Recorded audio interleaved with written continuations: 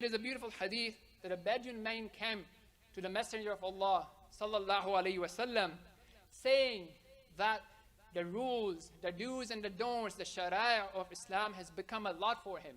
So he was seeking for some advice that will make things easy for him, that will suffice him. And what did the Messenger of Allah sallallahu alaihi wasallam advise him with? Do not let your tongue be unmoist from not remembering Allah subhanahu wa ta'ala. So to continuously remember Allah subhanahu wa ta'ala, and to be not negligent of the remembrance of Allah subhanahu wa ta'ala. And he said, alaykum bi dhikrillah, right? To be consistent about the remembrance of Allah subhanahu wa ta'ala.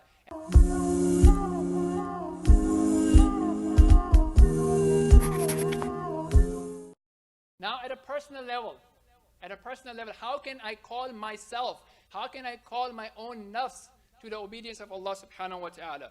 And again, there's a beautiful hadith that a Bedouin man came to the Messenger of Allah sallallahu alaihi wasallam, saying that the rules, the do's and the don'ts, the sharia of Islam has become a lot for him. So he was seeking for some advice that will make things easy for him, that will suffice him. And what did the Messenger of Allah sallallahu alaihi wasallam advise him with? Do not let your tongue be unmoist from not remembering Allah subhanahu wa ta'ala. So to continuously remember Allah subhanahu wa ta'ala, and to be not negligent of the remembrance of Allah subhanahu wa ta'ala. And he said, alaykum bi dhikrillah, right? To be consistent about the remembrance of Allah subhanahu wa ta'ala. So some of the lessons from this is that once I realize that my success is in the obedience of Allah and His Messenger, to take means to achieve that, and to take means to make it easy for me.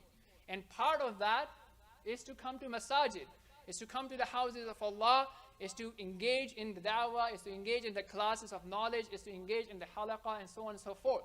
So if I come as an individual, as a young man or a sister, or as an old man, old sister, regardless of my age, I have a right to come and be peaceful in the house of Allah subhanahu wa ta'ala.